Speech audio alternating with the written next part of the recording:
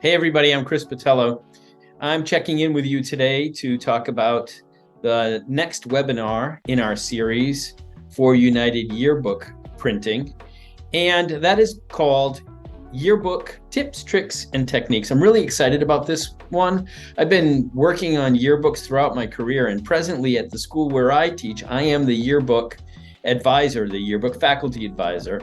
I have many, many years of working with yearbooks and looking at strategies to make it a better book, a book that sells, and a book that you can produce with as much fun and as much learning ability for the students as possible. I consider yearbook advisor from the faculty level to be one of the most difficult jobs that a teacher can take on. In so many ways, it's a job that touches every aspect of the school. You're a teacher, obviously. It's a graphic design job. You've got to work with kids and teach them graphic design ideas.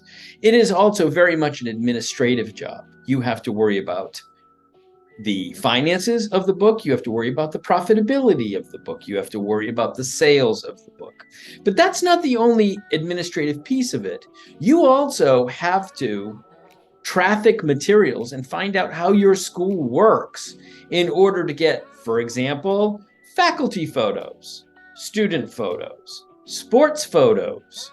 Just that alone is a huge task. And often at many schools, you're dealing with 5, 6, 7, 8 people just to get those elements in your book. There's such a huge component to it that the students could never do, and that becomes your job as the faculty advisor. And then there's another gigantic piece to this, which is the technical piece. Making PDFs, working in Photoshop, working in InDesign, or learning a third-party software in order to make your pages work. Knowing all the issues about resolution, CMYK, color modes, all of these issues come into play. So you can see how being a yearbook advisor and doing this job is very multifaceted. And that's the approach that I want to look at in this webinar series. I'm going to share my screen and show you a couple of things I'm thinking about in terms of design, which is the easy one we'll talk about first. So I'm going to share my screen. And I wanted to show you just a couple of layouts that I've done in my position. So here's our superlatives layout. It's a challenging one, but it's not that challenging. This is a student did this layout, and I think it's a lot of fun. So you could build this in Photoshop, or you could build it in InDesign.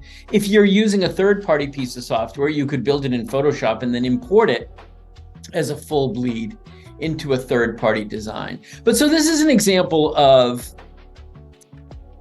something new, something innovative, a new way of thinking about the content or how to display the content in your book.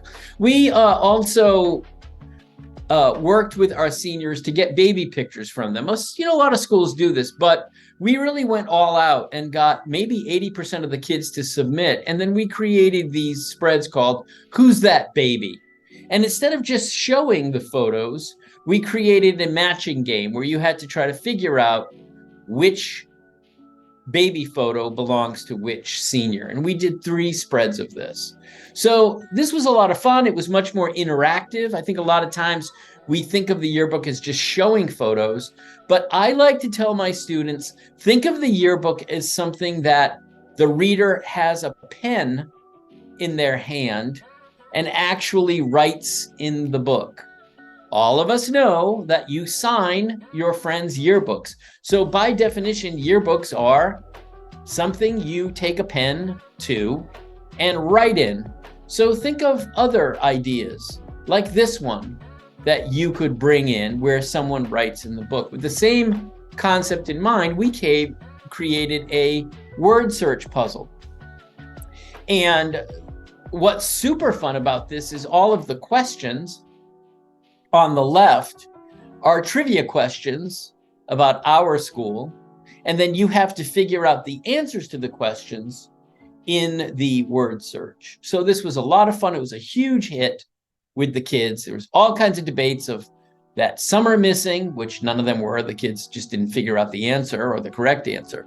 But it was a lot of fun for the faculty. It was a lot of fun for the students.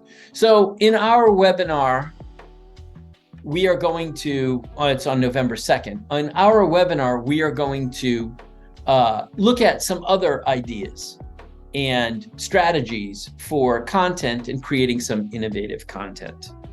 I'm going to switch out. The other piece or other pieces we're going to talk about are sales. We're going to explore, or have you explore, how is your school handling sales?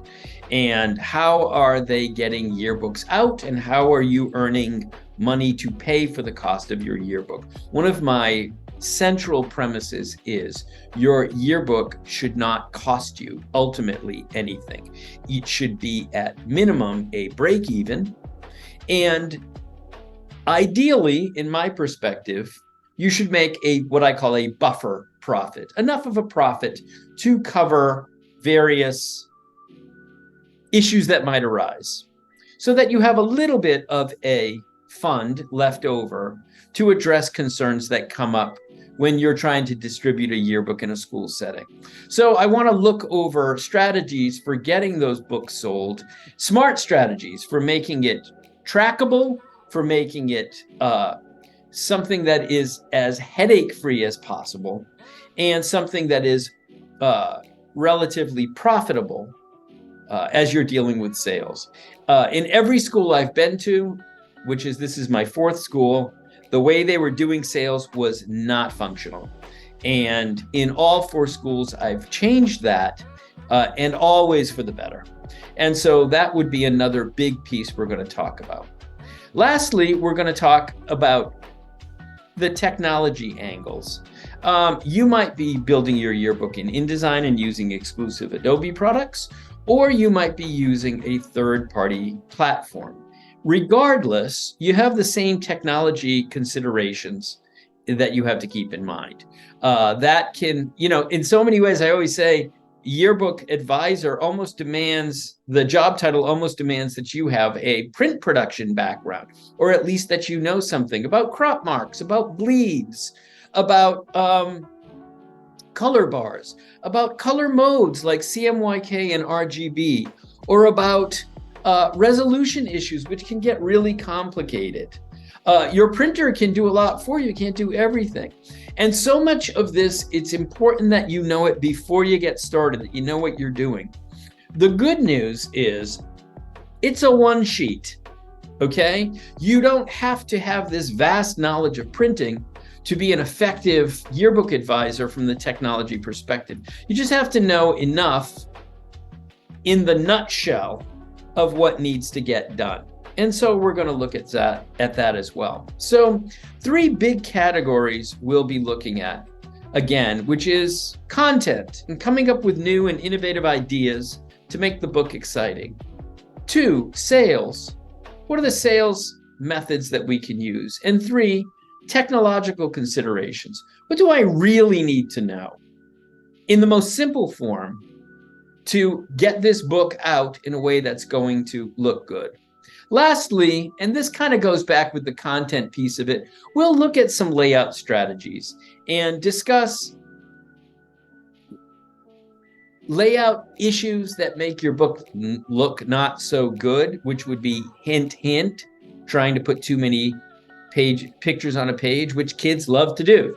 Teenagers think more is more, so they generally will say, can I fit 30 photos on this page? And the answer is, you can, and you're going to have a terrible page. And the opposite is covering your school or in your school year, but with images that are vibrant, images and layouts that tell a story, images and layouts that are visually appealing and draw you in, as opposed to just a smattering of images that all sort of blend together. So I guess that makes it 4 topics that we're going to look at. I'm really looking forward to this, and it is on November 2nd. You can click the links in the promotion piece that you received, and also there's a space there for you to give us feedback and put some questions on our radar screen that are the specific questions or concerns you have about putting together a yearbook. And based on what we hear back, we're actually going to tweak the webinar to address those concerns. So again, I'm really looking forward to it. I'm looking forward to you being there, and I'm looking forward to presenting the material on this really exciting topic. Thanks, everybody, and I'll see you on November 2.